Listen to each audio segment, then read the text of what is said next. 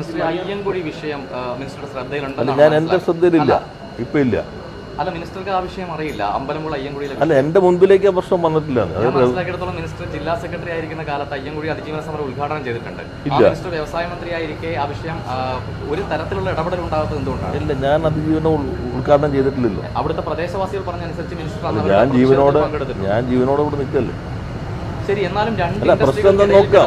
അല്ല, ഞാൻ പറഞ്ഞത് നിങ്ങളുടെ ക്യാമ്പയിൻ 6 മാസം മുമ്പ് ഇതേ ചോദ്യം ചോദിച്ചപ്പോൾ മിനിസ്റ്റർ പറഞ്ഞത് ശ്രദ്ധയിൽപ്പെട്ടിട്ടില്ല, പഴയ വിഷയമാണ്, പഠിക്കാമെന്നാണ്. ഇപ്പോഴും മിനിസ്റ്റർ എറണാകുളത്താണ്, അമ്പലമുകളിലാണ്, മിനിസ്റ്റർ ഇൻഡസ്ട്രിയൽ മിനിസ്റ്ററാണ്. താങ്കൾ ഈ സ്ഥാനത്തിരിക്കുമ്പോൾ കുറെ മനുഷ്യർ കുറെ കാലങ്ങളായിട്ട് അവിടെ ആളുകൾ മരിച്ചുകൊണ്ടിരിക്കുന്നതിന്റെ റീസൺ ശ്വാസതടസ്സമാണെന്ന് ഗുരുതരമായ ആരോപണങ്ങൾ ഉണ്ടാവുന്നു. നമ്മുടെ മുൻപിൽ വരുന്ന പ്രശ്നം റവന്യൂ, നമ്മുടെ മുമ്പിൽ റവന്യൂവിനോട് പരിശോധിക്കാൻ പറയും. ഒരു പദ്ധതി ഇല്ല, നമുക്ക് നിയമം ചട്ടം അനുസരിച്ച് പ്രവർത്തിക്കാൻ പറ്റുള്ളൂ.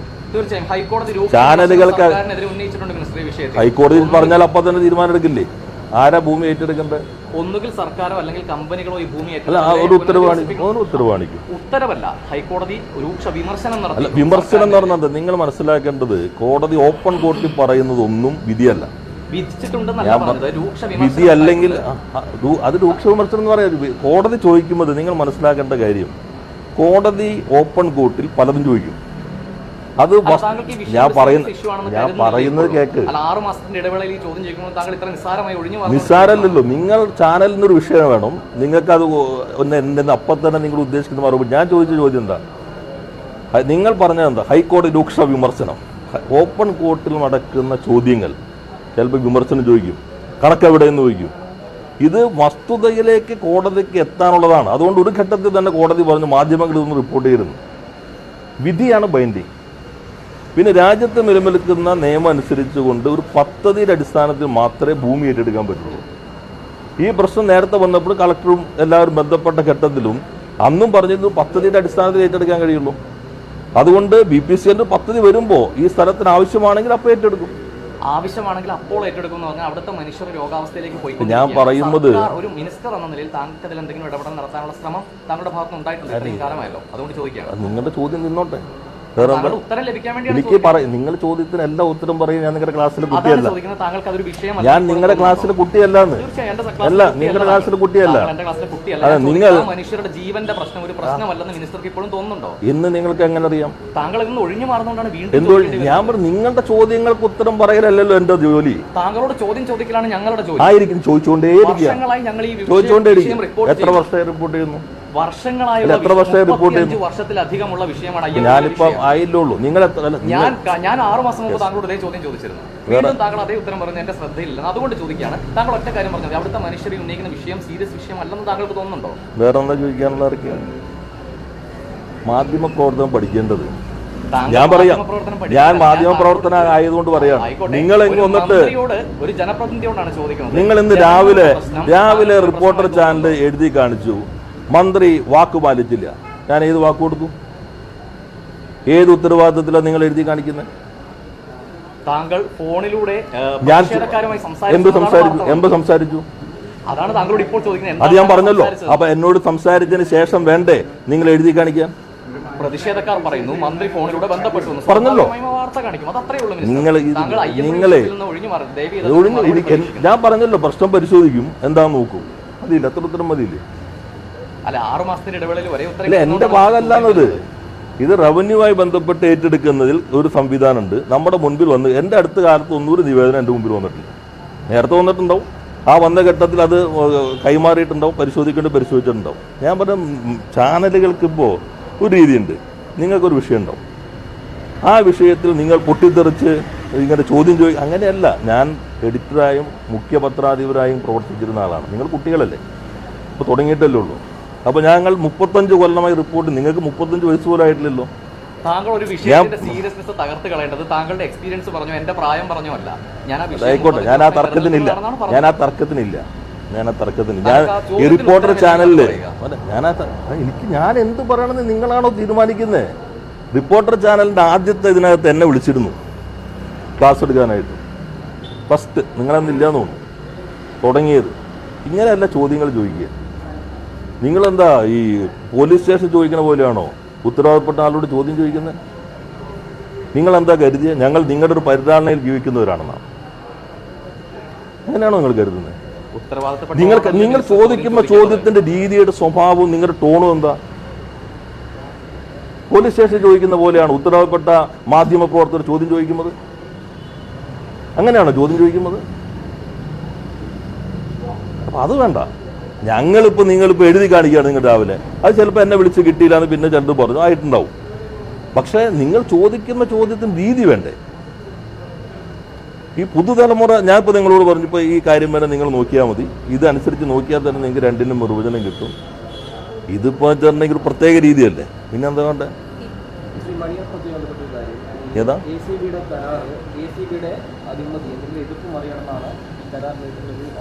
സ്വാഭാവികമായിട്ട് അവർക്കൊരിതുണ്ടാവും. ഞാൻ പറഞ്ഞ രാജ്യത്ത് നിലനിൽക്കുന്ന രീതി ഇതാണ്. ക്യാപിറ്റീവ് പവർ പ്ലാൻ KSEB ചിലപ്പോൾ കിട്ടിയാൽ കൊള്ളാമെന്ന് അവർക്ക് ചിലപ്പോൾ അഭിപ്രായം ഉണ്ടാവില്ല, നമുക്കാണെങ്കിലും.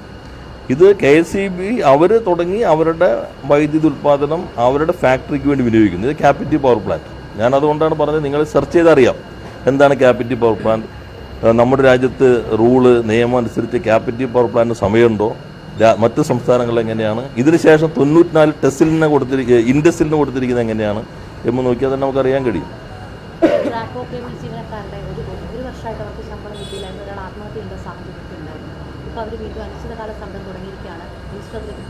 അതിൻ്റെ ഒരു പ്രശ്നം നമ്മൾ ഇടപെട്ട് ഒരു ധാരണയിലേക്ക് എത്തിയതാണല്ലോ. അങ്ങനെയാണ് ആ ധാരണ നടപ്പിലാക്കാൻ ശ്രമിക്കുന്ന ഘട്ടത്തിൽ 2 യൂണിയനുകൾ ഹൈക്കോടതിയിൽ പോയി. ഹൈക്കോടതി പോയതോടുകൂടിയാണ് അത് പ്രശ്നത്തിലേക്ക് എത്തിയത്.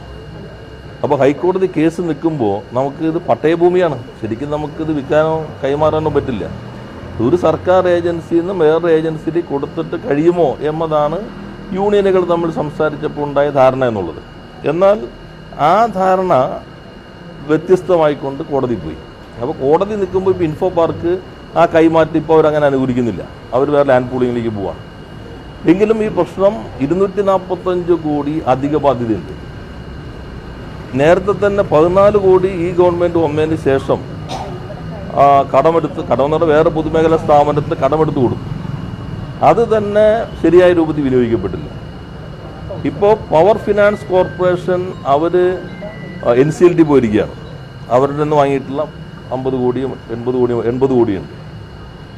അപ്പോൾ അതിനകത്തിപ്പോൾ റിപ്പോർട്ട് നോക്കുമ്പോൾ ആ പണം എടുത്തതിന് തന്നെയല്ല, കുറേയൊക്കെ അരിയേഴ്സ് മറ്റ് കാര്യങ്ങൾ കൊടുക്കാൻ വിനിയോഗിച്ചിട്ടുണ്ട്. ഇങ്ങനെ കുറേ ഫോറൻസിക് റിപ്പോർട്ട് ഇപ്പോൾ ഞങ്ങൾ എടുത്തിട്ടുണ്ട്. അത് വെച്ചിട്ടുള്ള ഒരു പരിശോധന നടത്തിയിട്ടുണ്ട്. എന്തായാലും ട്രേഡ് യൂണിയനുകളായിട്ട് ഒന്നുകൂടി ചർച്ച ചെയ്യണമെന്ന് കാണുന്നുണ്ട്. അതിൽ അവർ കോടതി പോയതാണ് ഈ പ്രശ്നം വൈകിപ്പിച്ചത്. എങ്കിൽ പോലും മാനേജ്മെൻറ്റിൻ്റെ ഭാഗത്ത് ചില പ്രശ്നങ്ങളുണ്ടോ, അവരുടെ പരാതികളെല്ലാം ഞങ്ങളത് പരിശോധിക്കുന്നുണ്ട്. 245 കോടിയാണ് അക്യൂമുലേറ്റഡ് ലോസ് എന്നുള്ളത്.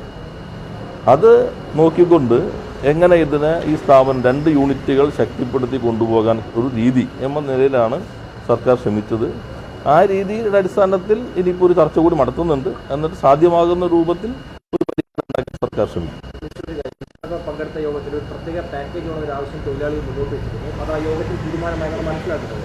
പക്ഷേ പിന്നീട് മാനേജ്മെന്റ് ആ തീരുമാനം അട്ടിമറിക്കുന്ന തൊഴിലാളി ഒന്നടങ്കം അത് കോടതിയിൽ വരാ പോയത്, മാനേജ്മെന്റ് അല്ല. കോടതിയിൽ ഇവർ പോയിട്ട് ഇവർക്ക് കൊടുക്കാവുന്ന പണം മുഴുവൻ കൊടുത്തിട്ടേ കൈമാറാൻ പാടുള്ളൂ എന്ന് പറഞ്ഞു. വേറൊരു സ്റ്റേറ്റ്മെന്റ് ഞങ്ങൾക്ക് കത്ത് നൽകി ഒരു ഗ്ലോബൽ ടെൻഡറിലേക്ക് പോകണമെന്ന് പറഞ്ഞു. കാരണം ഇത് ഗ്ലോബൽ ടെൻഡറിലേക്ക് പോകാൻ പറ്റില്ല, സർക്കാരിൻ്റെ പട്ടയഭൂമിയാണ്. കമ്പനി ആ യൂണിറ്റിൻ്റെ പ്രവർത്തനം അവസാനിപ്പിക്കുകയാണെങ്കിൽ ഇത് ഭൂമി സർക്കാരിലേക്ക് വന്നു ചേരും. അല്ലാതെ നഷ്ടപരിഹാരം കൊടുക്കാൻ പറ്റില്ല. പക്ഷേ ഈ പ്രത്യേക അവസ്ഥ വെച്ചിട്ട് ക്യാബിനറ്റിൻ്റെ കൂടെ അംഗീകാരം വേണ്ടി വരും. ആ അവസ്ഥ വെച്ചിട്ട് ഈ മറ്റൊരു സ്ഥാപനത്തിന് കൈമാറുമ്പോൾ ആ പണം വിനിയോഗിച്ചിട്ട് ഇതിനെ രക്ഷപ്പെടുത്താൻ പറ്റുമെന്നാണ് ഗവൺമെൻറ് നോക്കിയത്. പക്ഷേ ഇവർ നേരെ ആ പ്രക്രിയ നടന്നുകൊണ്ടിരിക്കുമ്പോൾ നേരെ കോടതി പോയി. ആ കോടതി പോയതാണ്. പാക്കേജ് എന്നുള്ളത് ഞങ്ങൾ അന്ന് കണ്ടു. ഇത് 2 സംയോജിപ്പിക്കൽ, അടച്ചുപൂട്ടലല്ല. തിരുവല്ല ഇരുമ്പനം യൂണിറ്റുകൾ സംയോജിപ്പിക്കുമ്പോൾ ഇരുമ്പനം യൂണിറ്റിലുള്ള ആളുകൾക്ക് തിരുവല്ലയിൽ പോകാം. അപ്പോൾ ചിലർ പറഞ്ഞു ഞങ്ങൾക്ക് വടക്കൻ കേരളമാണ്, പിണറായി യൂണിറ്റിലേക്ക്, അപ്പോൾ അതിന് ഓപ്ഷൻ കൊടുക്കാൻ നോക്കും. അപ്പോൾ അവരുടെ ആവശ്യം വന്നു, അങ്ങനെ പോകാൻ പറ്റാത്ത പ്രായമായ ആളുകളുണ്ടെങ്കിൽ അവർക്ക് ഒരു പാക്കേജ് കൊടുക്കാം, അതും ആലോചിക്കാമെന്ന് പറഞ്ഞു. ആ ആലോചന നിൽക്കുമ്പോഴാണ് ഇവരിതിലേക്ക് പോയത്. അതാണ് അതിൻ്റെ പുറകിലുള്ളത്. ശ്രീ വഞ്ചിയൂര് റോഡ് കയ്യേറി വേദി കിട്ടിയ കാര്യത്തിൽ കോടതി വലിയ രൂക്ഷ വിമർശനം ഉന്നയിച്ചിട്ടുണ്ട്. പാർട്ടിയിൽ ഭിന്നാഭിപ്രായമുണ്ടോ? കോടതി പറഞ്ഞ ജില്ലാ സെക്രട്ടറി കോടതിയുടെ വിധി വരട്ടെ. പാർട്ടിയിൽ ഭിന്നാഭിപ്രായമുണ്ടോ? പാർട്ടി കമ്മിറ്റിയോട് ചർച്ച ചെയ്തിട്ടില്ല. അത് ജില്ലാ സെക്രട്ടറി വ്യക്തമാക്കിയില്ല. അവിടുത്തെ പ്രാദേശിക പ്രശ്നമല്ലേ. പിന്നെ നിങ്ങൾ ആദ്യത്തെ ചോദ്യം, നിങ്ങളിവിടെ പങ്കെടുത്ത മുഴുവൻ ആളോടും ചോദിച്ചു, എന്നിട്ട് റിപ്പോർട്ട് ചെയ്യും. കേട്ടോ, ആദ്യത്തെ ചോദ്യം ചോദിച്ചല്ലോ. ഞാൻ ആ ചോദ്യം ചോദിച്ചപ്പോൾ താങ്കൾ മറുപടി പറഞ്ഞ ദാവൂദിന്റെ ചാനലല്ലേ എന്നാണ്. അത് ആദ്യത്തെ ചോദ്യമല്ലേ, ആദ്യത്തെ ചോദ്യമല്ലേ. താങ്കൾ 35 വർഷത്തെ എക്സ്പീരിയൻസ് പറഞ്ഞു, അപ്പൊ താങ്കൾ അങ്ങനെയാണ് മറുപടി പറയുന്നത്. അതെ, ഞാൻ പറഞ്ഞു നിങ്ങൾ ഈ പ്രധാനപ്പെട്ട ഒരു കാര്യം ചോദിക്കാറുണ്ടെന്ന് അവിടെ വെച്ച് മാധ്യമപ്രവർത്തകർ പറഞ്ഞു. അപ്പോൾ ഞാൻ അങ്ങോട്ട് പോരായിരുന്നു, അത് ചോദിക്കാമെന്ന് പറഞ്ഞു. അപ്പോൾ ആദ്യത്തെ ചോദ്യമാണ്. ഞാനാണെങ്കിൽ സമ്മേളനം കഴിഞ്ഞപ്പോൾ നമ്മുടെ പുതിയ സെക്രട്ടറിമാരെ വിളിച്ചിട്ട് വല്ല നമ്മൾ ശ്രദ്ധിക്കേണ്ട വല്ല കാര്യങ്ങളും പ്രതിനിധികളുടെ ഭാഗത്ത് ഉണ്ടായോ എന്ന് ഞങ്ങളൊക്കെ ചോദിക്കും. അപ്പോൾ വളരെ പോസിറ്റീവായിട്ടുള്ള ചർച്ചകളാണ്, ഒരു തരത്തിലുള്ള പ്രശ്നങ്ങളും ഇല്ല എന്നാണ് ഞങ്ങൾക്ക് കഴിയുമല്ലോ. ഇതാ ഇതിനാണ് നിർമ്മിത വാർത്തകൾ എന്ന് പറയുക. നിങ്ങൾക്കൊരു വാർത്ത ആവശ്യമായിട്ട് വരും. ഇപ്പോൾ ഈ സമ്മേളനത്തിൽ പങ്കെടുത്ത് ഓരോരുത്തർ വിളിച്ച് ചോദിച്ചു, ഞങ്ങളൊക്കെ അത് കഴിയുമ്പോൾ അപ്പം തന്നെ വിളിച്ചു ചോദിക്കും. ഇപ്പോൾ കേരളത്തിൽ ഇതിനെക്കുറിച്ച് എന്താ വിമർശനം നിങ്ങൾക്ക് പറയാനുള്ളത്? പറഞ്ഞോ, വ്യവസായ മന്ത്രി എന്ന നിലയിലും MLA എന്ന നിലയിലും പറഞ്ഞോ. നിങ്ങൾ അതിനേക്കാൾ മാധ്യമപ്രവർത്തകർ എന്നെക്കുറിച്ച് വിമർശനം പറ, ധൈര്യമായിട്ട് പറഞ്ഞു. താങ്കളെ കുറിച്ചുള്ള വിമർശനം താങ്കൾ ചോദിക്കുന്ന ചോദ്യങ്ങൾക്ക് വ്യക്തമായി ഉത്തരം തരുന്നില്ല എന്നുള്ളതാണ്. അത് നിങ്ങൾ ചോദിക്കാൻ പഠിച്ചാൽ മതി. അല്ല, അത് ചോദ്യം ഞാൻ നിങ്ങളോട് ഇതിനകത്ത് തർക്കത്തിനില്ല. ഞാൻ എന്റെ ഊർജ്ജം കളയല്ല. ചോദിച്ച ചോദ്യം കൊണ്ട് പറയാണ് താങ്കളുടെ പ്രശ്നം എന്താണെന്ന് താങ്കൾ തന്നെ ചോദിച്ചുകൊണ്ട് പറയാം.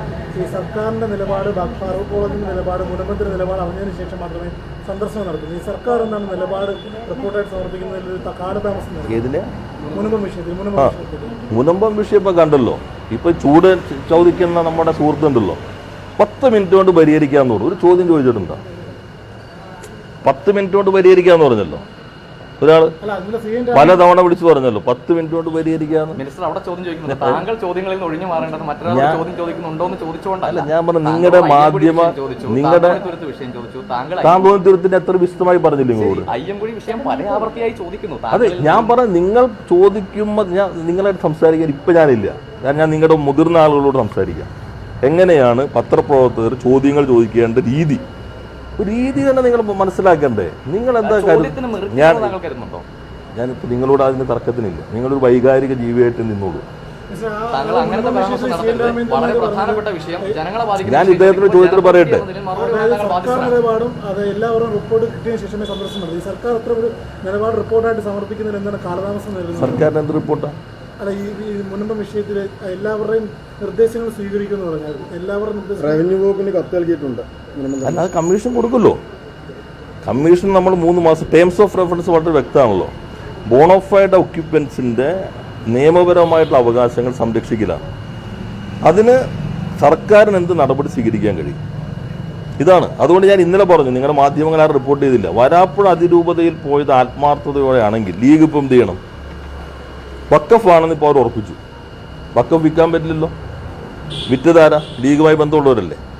വിൽപ്പന നടത്തിയതാരാ? KPCC ജനറൽ സെക്രട്ടറി അല്ലേ, ആണല്ലോ. അപ്പോൾ അവരെന്ത് ചെയ്യണം? അതിന് എന്താണ് പരിഹാരം? ആ പരിഹാരം പൂർണ്ണമായിട്ട് ഞങ്ങൾ ഏറ്റെടുക്കുന്നു എന്നല്ലേ UDF പറയണ്ടേ? വക്കഫ് ആണെന്ന് ലീഗ് പറയുമ്പോൾ ലീഗിന്റെ റഷീദ് അലി തങ്ങൾ തന്നെ ആധികാരികമായിട്ട് ഓർഡർ ഇറക്കി കഴിയുമ്പോൾ അത് KPCC സെക്രട്ടറി വിറ്റ ഭൂമി തെറ്റാണെങ്കിൽ ഇനി കമ്മീഷൻ കണ്ടെത്താണ് അതിനെന്തെങ്കിലും പരിഹാരം വേണമെങ്കിൽ ഞങ്ങളത് തയ്യാറാണ്. 10 മിനിറ്റ് കൊണ്ട് ഞങ്ങൾ അതിനാവശ്യമായ എല്ലാ നഷ്ടപരിഹാരം ചെയ്യാമെന്ന് പറഞ്ഞെങ്കിൽ കറക്റ്റായിരുന്നു. അതാണ് അവർ ചെയ്യേണ്ട ഒരു ഭാഗം എന്നുള്ളത്. ബാക്കി കമ്മീഷന്റെ പ്രവർത്തനങ്ങൾക്ക് ആവശ്യമായിട്ടുള്ള വളരെ പെട്ടെന്ന് തന്നെ ഓഫീസ് ഉൾപ്പെടെ എല്ലാം കൊടുത്തല്ലോ. നമ്മൾ ഉത്തരവിൽ തന്നെ ഓഫീസ് ഇറക്കി 3 മാസത്തിനുള്ളിൽ തന്നെ ഇത് പരിഹാരം കാണണമെന്നാണ് സർക്കാർ ശ്രമിക്കുന്നത്. ഓക്കെ, അതിപ്പോൾ ഞാൻ വാർത്ത കണ്ടേ ഉള്ളൂ, മറ്റ് വിശദാംശങ്ങൾ അറിയില്ല.